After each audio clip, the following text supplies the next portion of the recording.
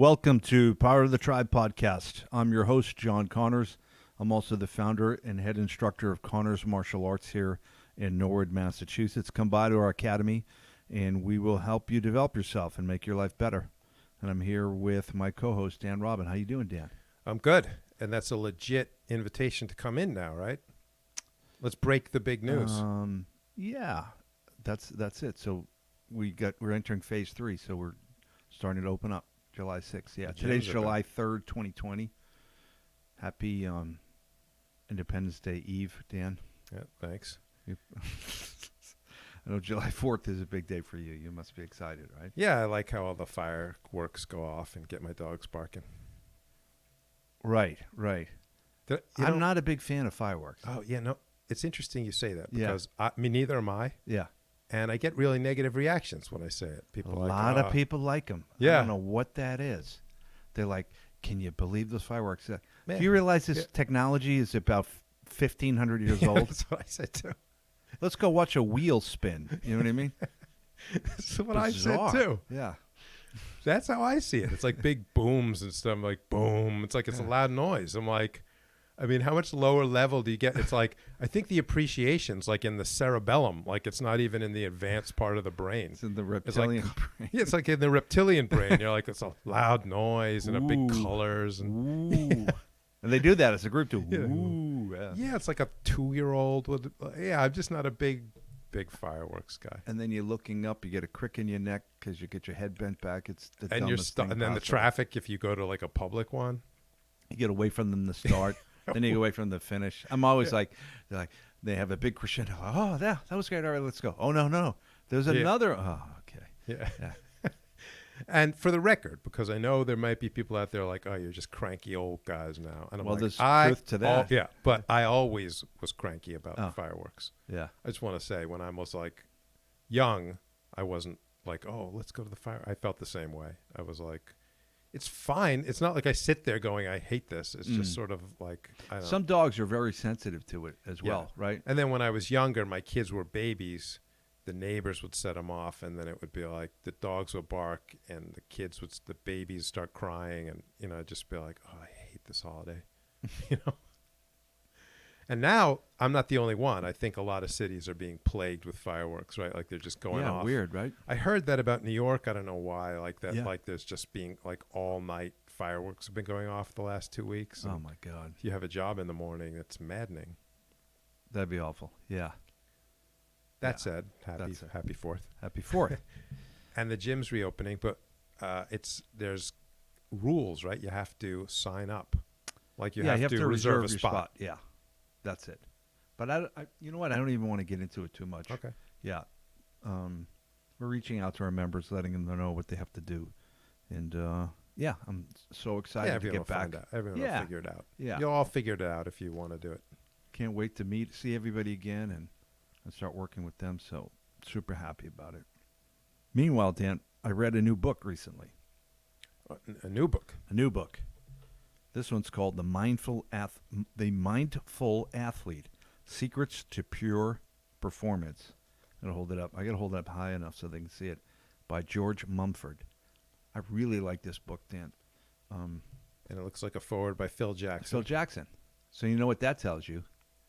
He was involved with the Bulls a little bit. Mm-hmm. So this guy, George Mumford, was a meditation coach, and he coached them in their second run of championship wins, that second 3.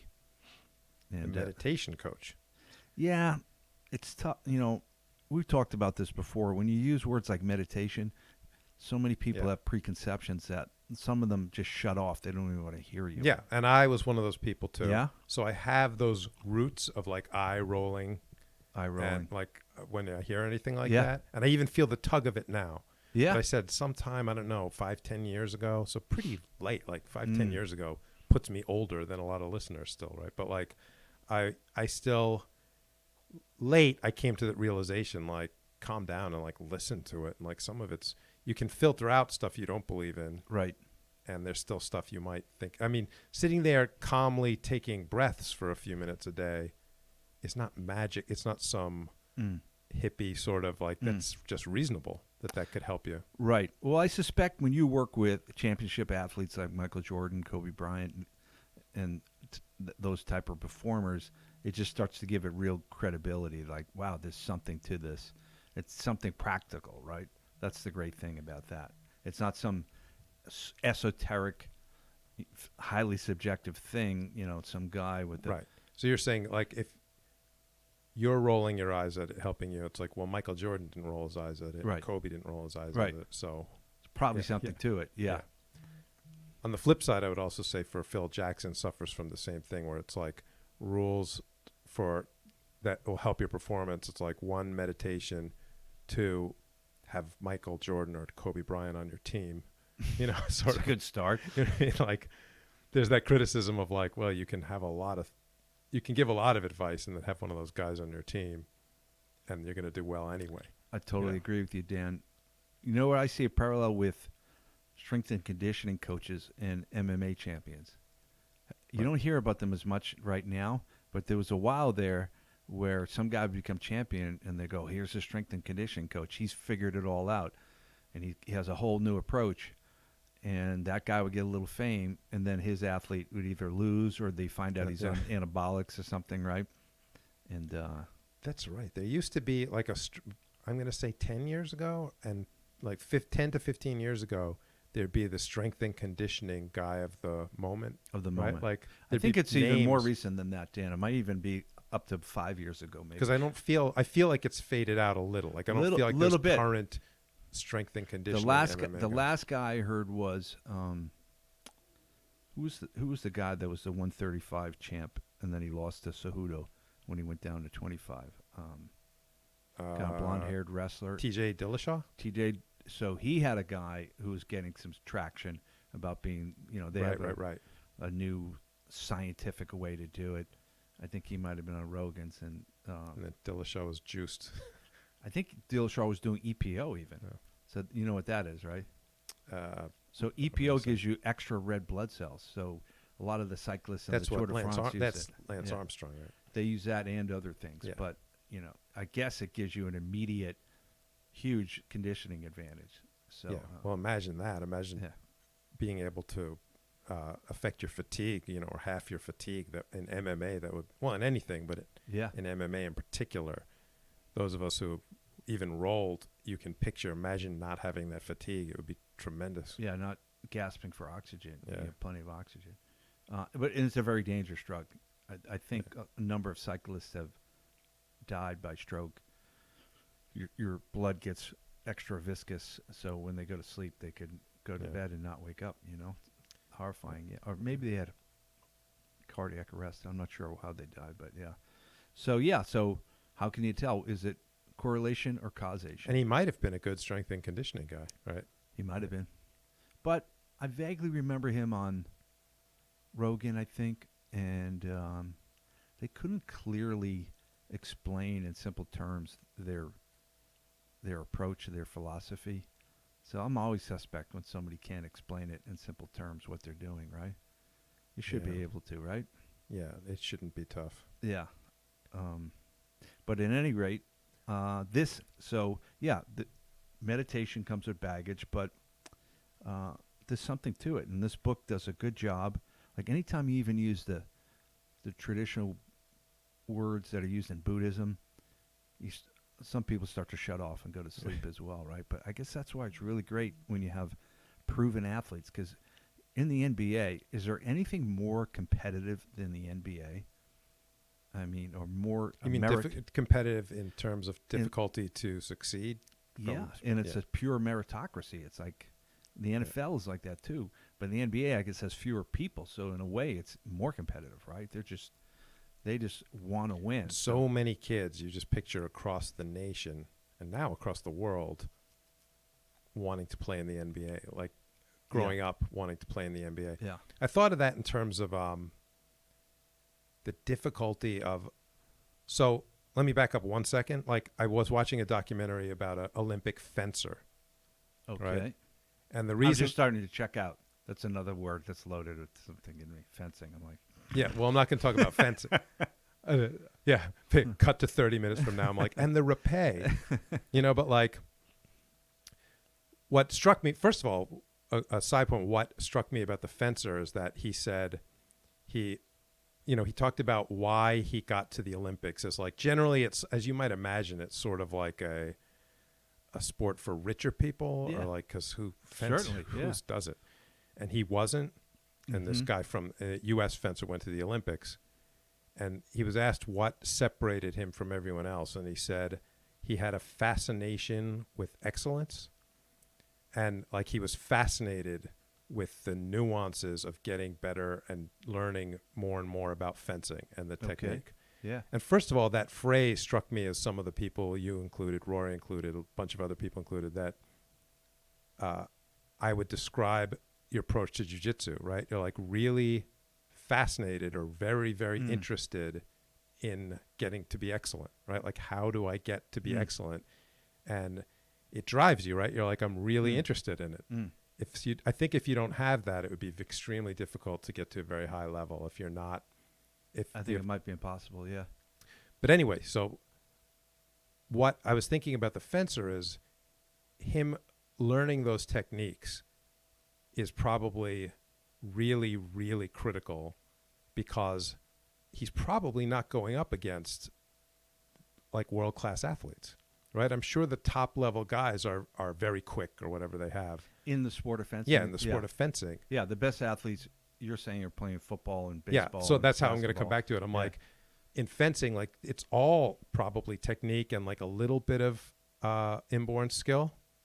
Okay. Whereas something like the NBA, so to bring it back, you can it's, so I think of this, if you're a fencer and you're like, I'm willing to spend 12 hours a day perfecting my art, you're going to be, you might have a shot at the Olympics, right? If you do that for the NBA, you got to have the genetic potential as well. Like, and I think some people have a knee-jerk response to when you say, LeBron has the best basketball genetics possible. They go, oh, you don't know how hard he works. It's like, well, no, we know that. He works harder than anybody, but he also probably has the best genetics. So then the result of that is you're the greatest and actually of all time, for both things, I was thinking, you Yeah. probably don't need the genetics for fencing. And you probably, like, if you work 12 hours a day from when you're a kid, almost no one literally is doing that.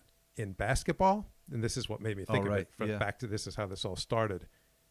If you say, I get up every morning and I practice my free throws and I practice my, 3-point shot, it's like, well, how many people are doing that? It's like thousands and thousands of kids are getting up and practicing. And you know what I mean? Like, probably tens of thousands. Yeah. Right? So it's sort of like, and if you're like, I'm working really, really hard, it's still thousands. It's still tens of thousands. Yeah. Do you know what I mean? Like, so that's why, it's back to your point of how competitive it is to be in the NBA or NFL. It's like, maybe NBA more than anything off the top of my head.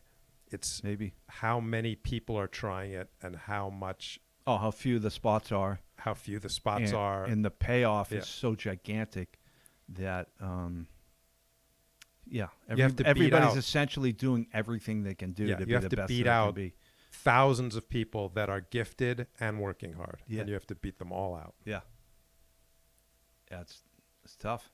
So I assume the book. So if they're finding a benefit from mindfulness, if you want to call it that, then there's probably something to it. And when you read the book, you see that it's actually very practical, and it does make sense. And it's not there's nothing that magical really about it, mystical. I don't know, but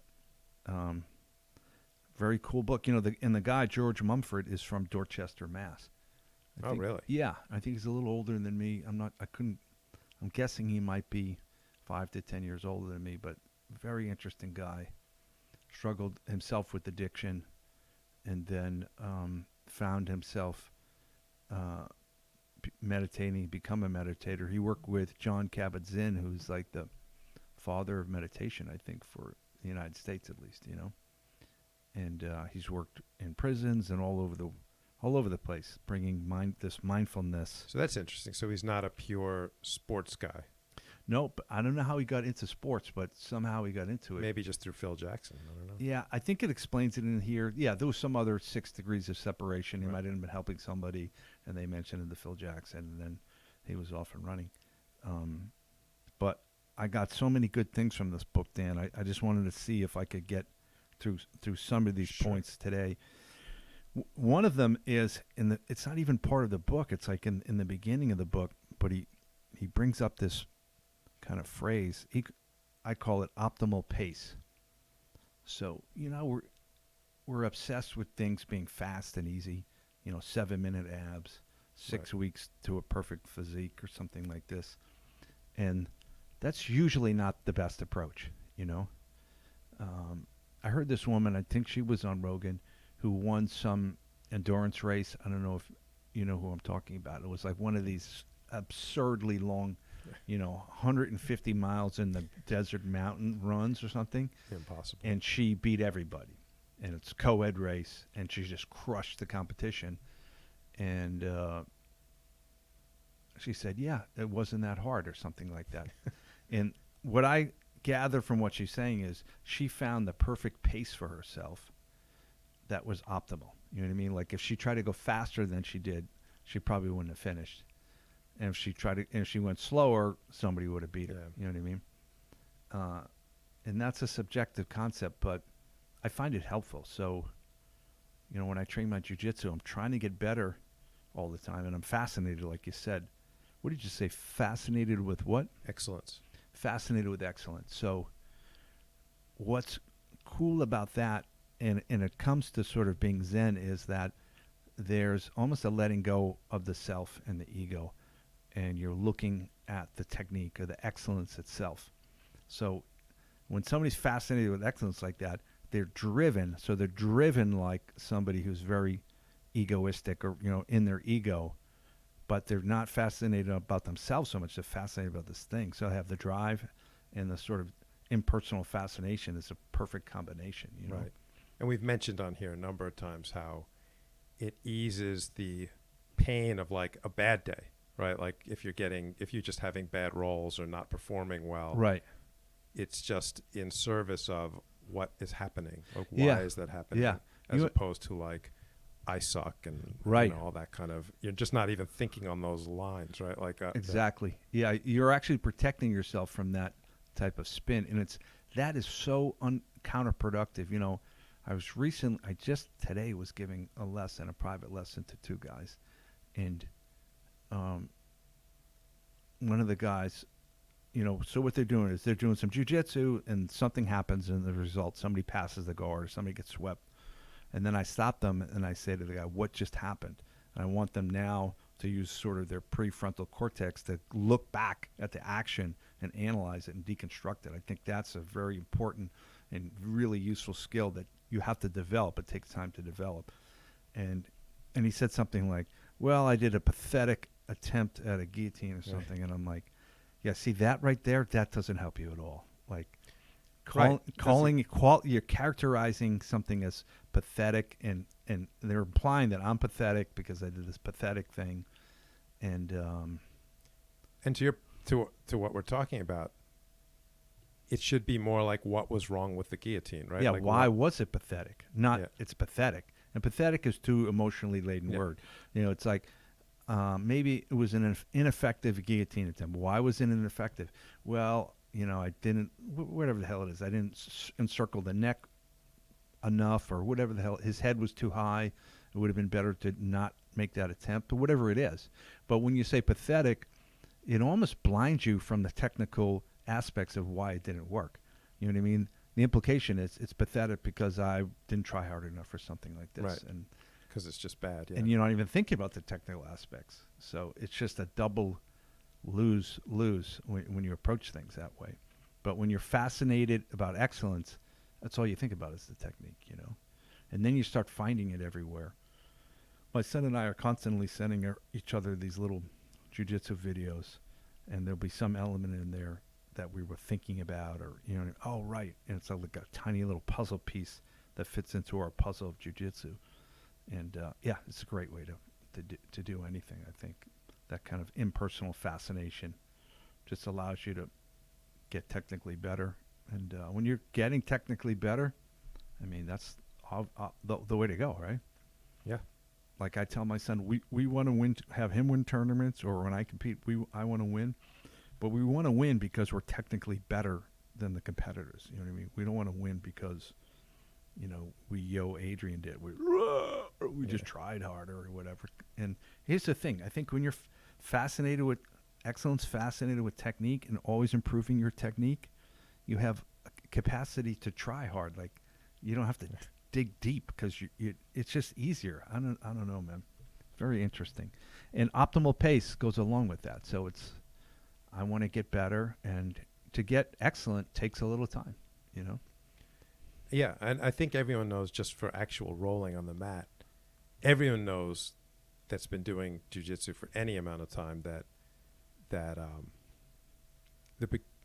the beginners come in and everyone just sort of knows they're going to go at the wrong pace for 90% of the time, right? Like for the actual roll. Right. I know you're talking about pace for like a long-term abstract sense of pace. Yeah. But at the immediate level, you just see them just like, right, just for rolling, like they burn themselves out. And right. I used to say there were certain people they would just go crazy. You just have to wait and then just be like, and then they're gasping for breath. And then you're like, now I'll go.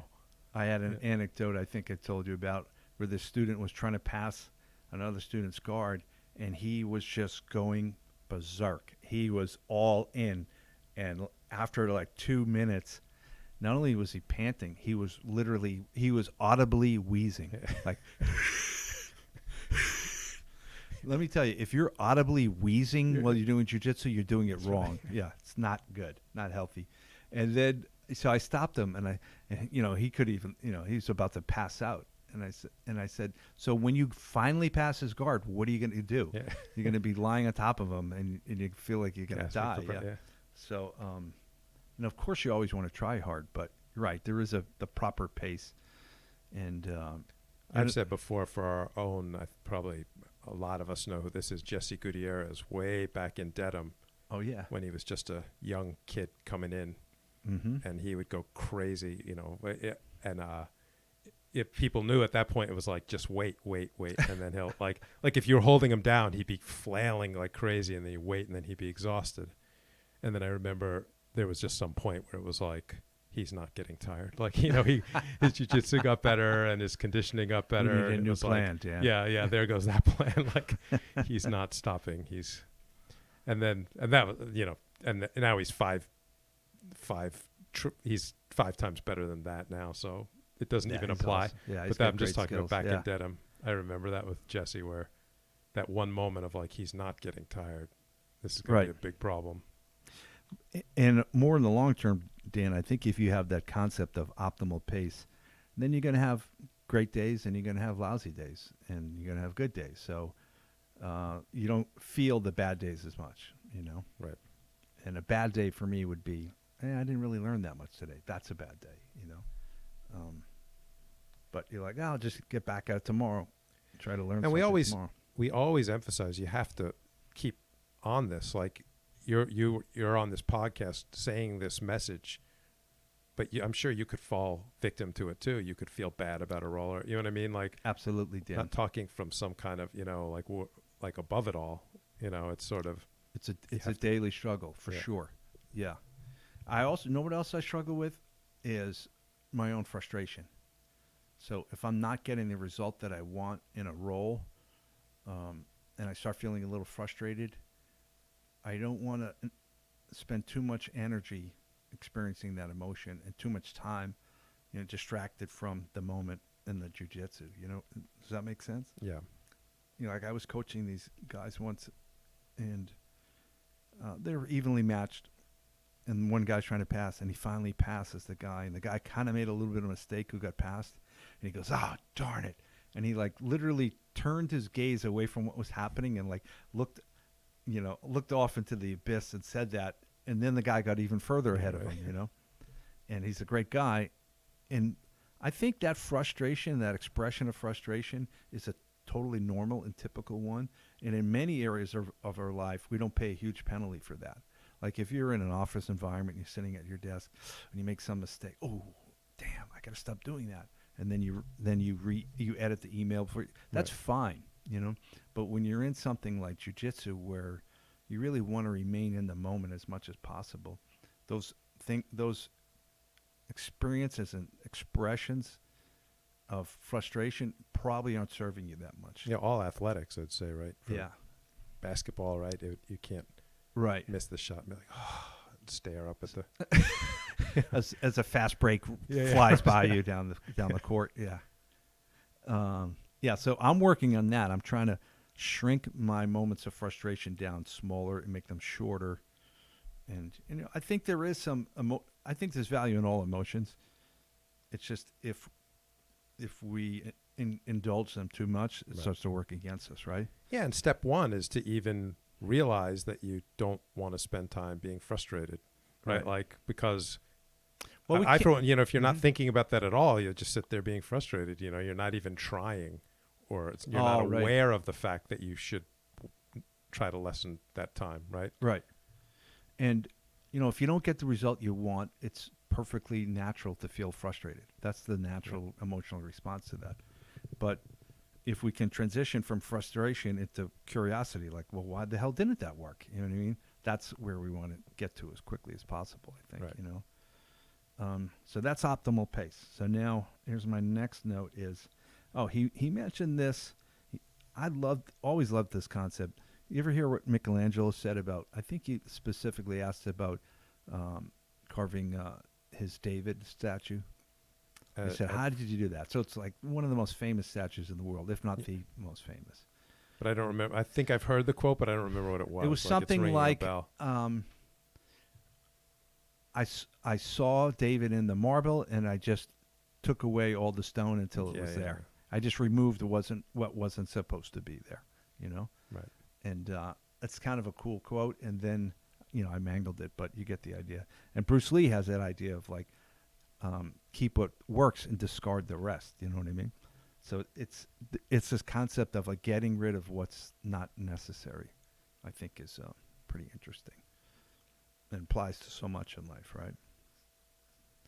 My basement got flooded the other day, Dan, when they had those torrential rains. Did you get hit with any of that? Well, you're kind of up a little bit, right? Yeah, it was fine. I had to clean up a lot of branches and things like that. But so I had a lot of banker's boxes and things like that in my basement that got destroyed. And I'm kind of happy. I'm like, you know what? Now I get the green light to throw this crap out that I should be throwing out anyways. I feel so much better, Yeah. Yeah, just clearing stuff out. Yeah. And I guess also with jiu-jitsu, you could see it. I'm thinking of Michelangelo and the marble. It's like if you can stop things that think of it in terms of things you're doing wrong and start. I think you've mentioned that before. Yeah. Where you've said just eliminate. Like if you're frustrated and nothing's happening, you're frustrated in general and you're trying to advance your game. I think you've mentioned this before, like pick or identify one thing you do wrong and be like, I'm going to stop that. Just stop one thing. Because, there's a limited number of them. I mean, in a way, there's an unlimited number, but there's a limited number of major. But if you plug the biggest hole in your boat, that's the best thing you could do. And that's your fastest, most significant progress. Definitely. Yeah. So that certainly applies. I think the other idea is, even Michelangelo, he's carving this masterpiece. So nobody's jiu-jitsu, maybe it's somebody out there has just this masterpiece of jiu-jitsu. So if my jiu-jitsu is not yet perfect, no problem. I'm just going to chip a little bit off today or tomorrow or next week and get it closer and closer to that masterpiece, I don't know. That concept resonates with me. Yeah. Okay, the next idea, I think you'll like this, Dan, because you represent this in a lot of ways. Stress hardiness. The ability to withstand stress. I think he was getting to this point because if you have a mindfulness or meditation practice, you just process your stress better, and then you just can deal with better situations, stressful situations better. You know what I mean? He was saying that you're probably less injury prone when you have that done, when you have your stress managed better. Right. Which I guess makes sense because it's just a distraction, right? If you're distracted, you're more likely to misstep or something. Yeah. I mean, a lot of the injury, some of it's just fast motion, but like it depends what you mean by stress, I guess, but I'm thinking like... I think he means mental stress, I guess. Yeah. Distraction. But it will also... show itself in your jiu-jitsu, right? Tell me if you think this is totally off base, but I'm thinking the last time I popped my ribs out, I was doing a lot of things wrong mentally. Okay. There was someone rolling with me who I think it was someone that was like, in some ways maybe I was a belt ahead of him, but we were pretty evenly matched and something like this. And I was like, I really don't want him to pass maybe the roll before I'd done badly against him. So I'm like, I'm going to step it up this time. And then he was going to pass me again, or he passed me again, had side control. And then he's like trying to go to mount. And I was like, he's not mounting me. And he was sort of going, and he was sort of doing this really forceful attempt at a mount. And I was like just straining. And I think, again, my head was in the wrong place for a lot of these reasons I'm talking about. Like, I really didn't want him to do it, and it was stressed out. And I'm like, I don't want him to mount. And instead of like having that sort of fluid response to like, how do I, move my hips, get away from this mount attempt, I just like dug in. I was like, grabbed him in some way and was like, he's not moving, and dug in at a really bad position, and he popped, and he was pushing really hard. It popped all my ribs out. And it's sort of the same thing, I think, in that I mentally put myself in this very rigid, tight, and then from there I was physically the same thing. I wasn't flowing, I wasn't moving, I wasn't doing the technical right thing. And so I got my ribs popped out, and that was out for a month. You know what I mean? So I think it's all of a piece. If you're sort of, I think you're right, Dan, stressed out and kind of, it'll affect how you're rolling. And in those ways, I think for sure in jiu-jitsu, especially, you'll be more prone to injury. I totally agree. Yeah, I think if you had more of that Zen mindset, I noticed some guys, I probably did this too back in the day, where they're going to like cross-face you or something, and they're just going to kind of punish you, and they're going to drive their shoulder into your face. And it's almost like an emotional thing. They're like, you son of a gun. Yeah. And then people on the receiving end of it, sometimes it'll work. They'll just start to quit. They're like, oh my God, this is awful. And then the guy passing kind of gets over on them because of that, right? Where if you had real equanimity and you're on the bottom and somebody's doing that to you, you could realize, well, this is a certain amount of pain. There's like blood vessels breaking in my face, certain amount of stress on the system, but I'm really not getting significantly injured other than some rash or maybe a little bit of a bruising or something. So I really don't even have to respond to this. And then that makes what they're doing on top completely ineffective, just because you're almost not responding to it. Does that make sense? Yeah, I'm remembering, I don't know if we've ever talked about, I think we might have a long time ago, but we talked about, you and I have both taken, at least somewhat briefly, martial arts where they talk about pressure point attacks. Oh, right. And this isn't pressure point to like knock you unconscious, but it's like, well, maybe it was supposed to knock you unconscious. I don't know. But we both have had roles, unlike a lot of people out there. I think this is sort of a rare grappling experience. Session, yeah. Grappling sessions with people that would try to nail you with pressure points during the grappling. Your thumb in some part of your face or so neck. I'd be rolling with someone, I'm sure they would like stick their thumb into the side of my neck and start grinding. Yeah. And it would just like, or, all these different pressure points. And I think for those of us who had done jiu-jitsu for a while, Brazilian jiu-jitsu for a while, you just get used to it. Yeah. And it would be sort of, to your point, it's like, this is not effective. Like, that is annoying. But sometimes, and then it can get to the point where it's not even annoying. Yeah. It's just pathetic and laughable. You're like, what are you doing? Could you stop they that? They think that does something. Huh. Yeah, they got like a knuckle. You're like, I sense a knuckle. It's causing a sensation. I don't know if I could clearly call it pain. Is he doing that on purpose? Yeah. Yeah, it's very funny. Yeah, that does happen. So you just learn to like, just ignore it. Like, Yeah. I don't know what you're doing there, but it's not. It's using up one of your hands for one thing, and you're just not doing anything. Yeah, definitely. Very funny. Yeah, but I think you're right. I think probably the more you can remove your emotionality from jiu-jitsu and a lot of activities, you're going to be more effective, right? You're going to manage your energy better. You're going to be able to think more clearly. I used to, and I notice a lot of students will overgrip, Dan, and like they'll grab your gi, and they're almost trying to send a message through the clothing, like, see how hard I'm squeezing this collar.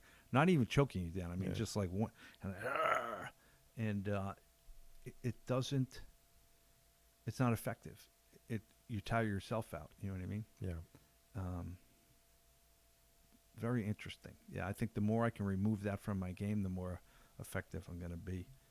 Do you think, is it fair, you've seen a lot more of is it fair to say of the top jiu-jitsu guys in the world, Yeah.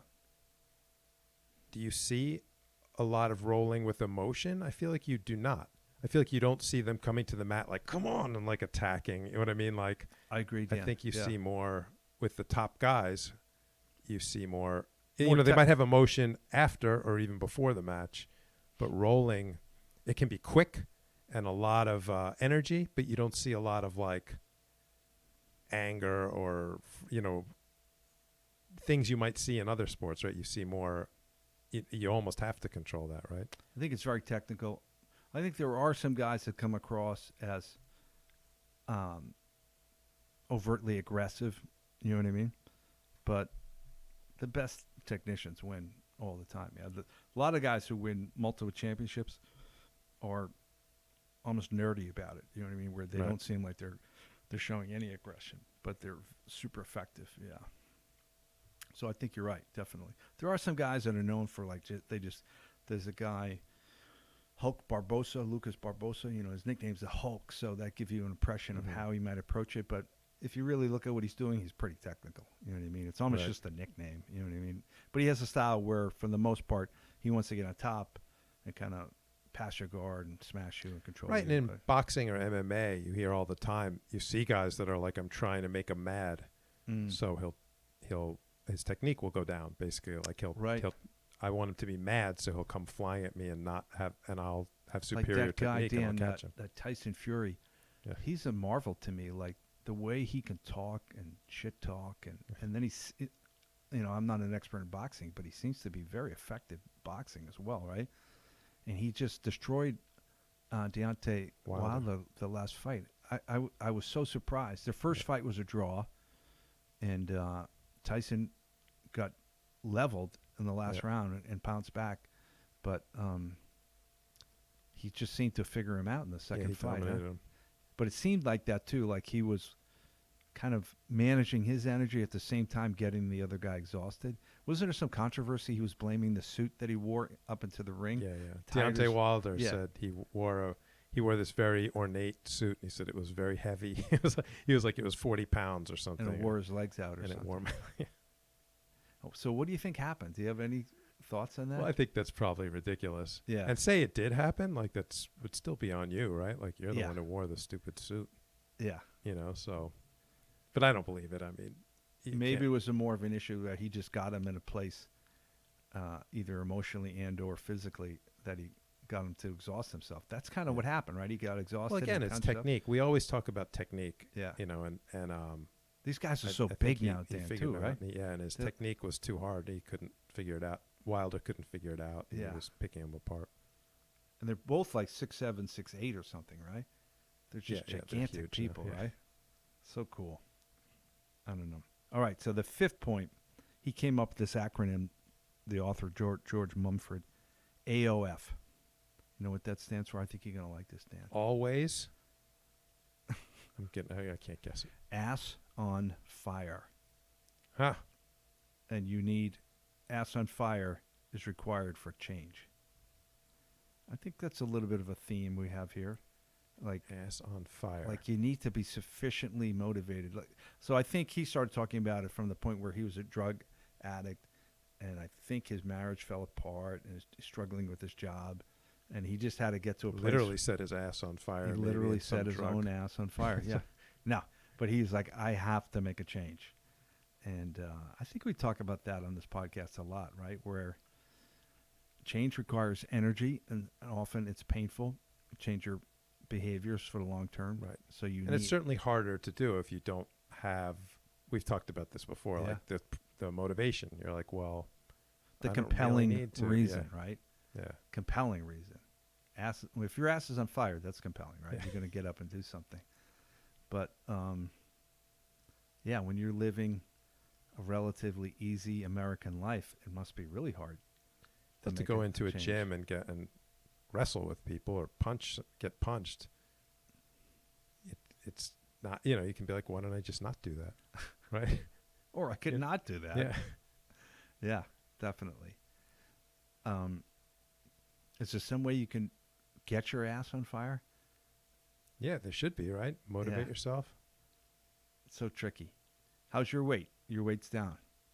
It's Getting getting there. I've gained my COVID-19, and I've got to, I'm Gotta on my shed way. it. Only this week I started, I think for me, maybe ass on fire was the last time I stepped on a scale, and it was like 190.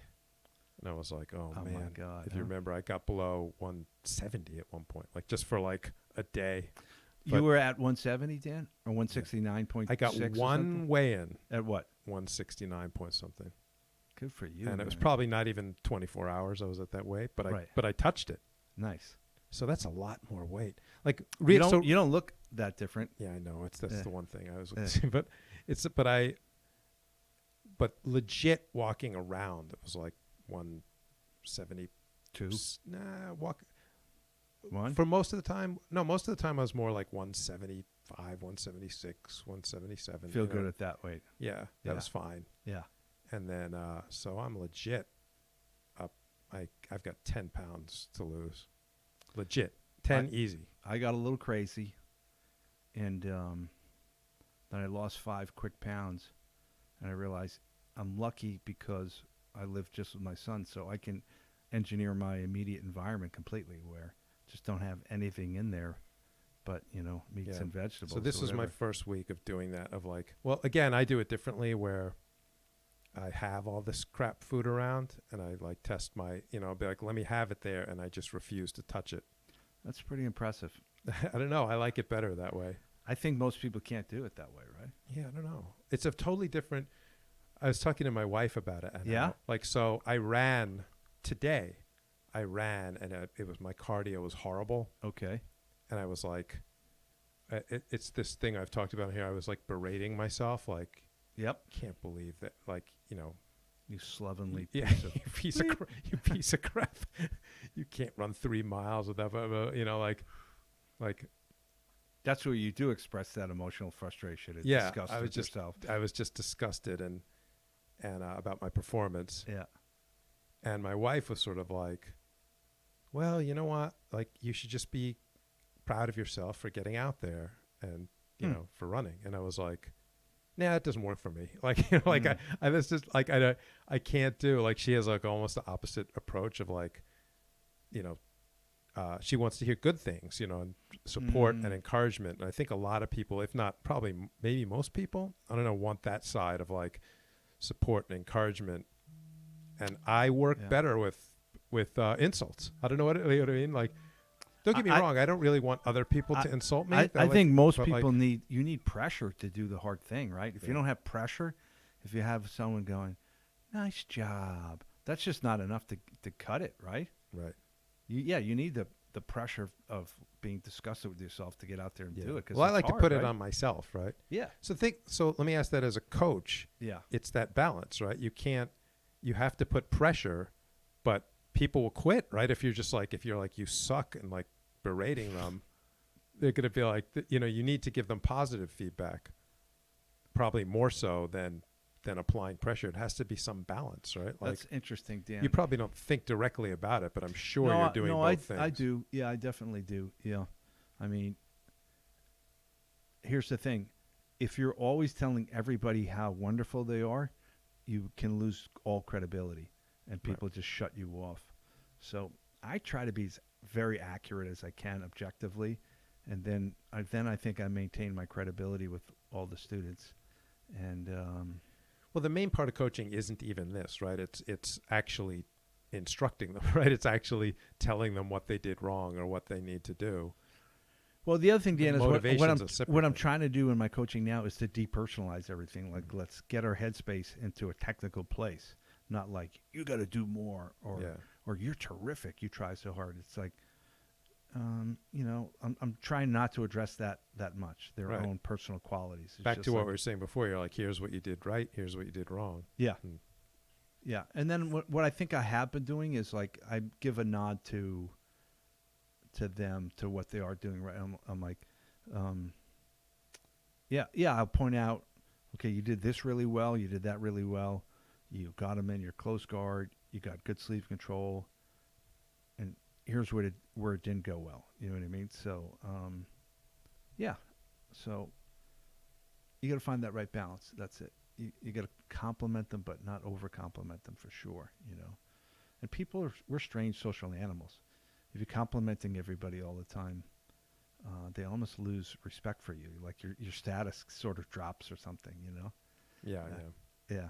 And then there's just different tolerances for it, right? Like you see in the NFL, right? It's like certain players will thrive. Tom Brady thrived under Bill Belichick. Belichick giving him no praise and just, the greatest possible football player of all time. And he was just being berated 20 years into his career now he just got sick of it. But for years and years, he was like, it would drive him, prove people wrong and prove Belichick wrong and just like screw him. Watch me come back and win this game. And other people were like, get me out of here, right? Like I don't want to play here. I think you're right. Yeah. So there's always going to be that range of like, what do you want to hear? Do you want positivity or do you want? I don't want to say negativity, but it's what I apply to myself. Like when we always joke about me like cursing at myself and stuff, but it's like it helps. I need it. You definitely need it. I can't just like go. I can't have a run like I did today and be like, well, it's great that I put in an effort. Yeah. And then we've talked so much on here, is the ego trap is always looming there. So if you're overpraising somebody, they're not going to want to compete anymore. They're just going to shut down, yeah. If your wife is always telling everyone, Dan's a great runner, he can beat anybody. Oh, Dan, why don't you go do that 10K this weekend? And you hadn't trained in months, you'd be like, I think I twisted my ankle. Yeah. So we want to be careful not to put people in that ego trap. Even tomorrow I might run, I could be like, it's Saturday, I'll take the day off, but I might be like, oh, I was such a piece of crap yesterday. I got to do something, I better get on this. Yeah. And, and here's whereas the other if I felt great about it, then I take the day off. Right. Yeah. And when you're sparse with your praise, when you do put it out there, it really lands well. You know what I mean? Like my son will never compliment me unless he sincerely means it. So I appreciate it so much. So then when he does have some compliment, it's great, because it's like, oh, wow. So you have the ultimate credibility that way, I think. So, yeah, super interesting. Okay, the next point. So Mr. Mumford referred to Joseph Campbell and following your bliss. So apparently this guy had this job and he was doing okay, but he had to change his life, so he just like quit his job. So he had no plans. He just knew, I got to stop doing this. I think he wanted to be a meditation coach. So this is Mumford himself. I think it was himself. So he just quit. He says, Joseph Campbell says, follow your bliss, and then you'll meet other people involved in the bliss, and sort of invisible hands of the universe start working for you. What do you think of that, Dan? Well, it depends. Like not a lot of people can do that, right? There's reality constraints. It's a little magical thinking. I figured I'm a little more too. That's a little much for me. Yeah. You know what I mean? I think you can. This is what I'm saying. Instead of just rolling my eyes, though, I'm like, what? Is there something that can be taken from it? You know what I mean? What I think it might be is some people might be stuck where they can't get to the next place unless they put their ass on fire by like just quitting their job, and then they're like, holy shit, I don't have a job. I got to make something happen right now, So they put the pressure on themselves that way. Yeah.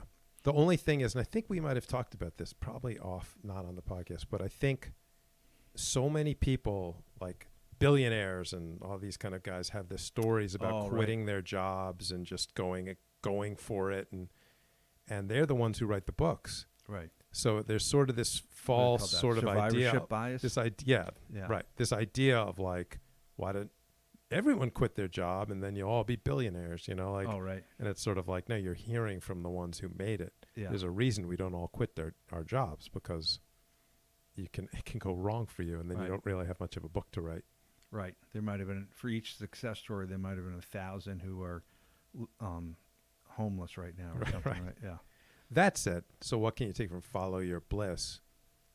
For sure, everyone should try, right? Like try to focus on what makes you happy and incorporate it into your life if you can. I think so. And there's some jobs or situations that are going to fit you better, even relationships, than others, right? Yeah. And just be in tune for that, I think.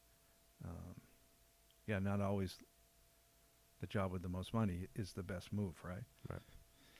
Okay, now I got to our final point. So he references, I didn't get a chance to write this down, Dan, but 5 superpowers. And I think this is sort of a Buddhist thing. And you know what? It's like too dark in this room to read it. But 3 of the 5 superpowers are mindfulness, which as a definition, I would say just to be present and in the moment. Like, when I'm focusing on my jiu-jitsu, I'm just there. I'm not thinking about what I'm going to have for dinner tonight or what happened yesterday. So mindfulness, and these, they kind of overlap.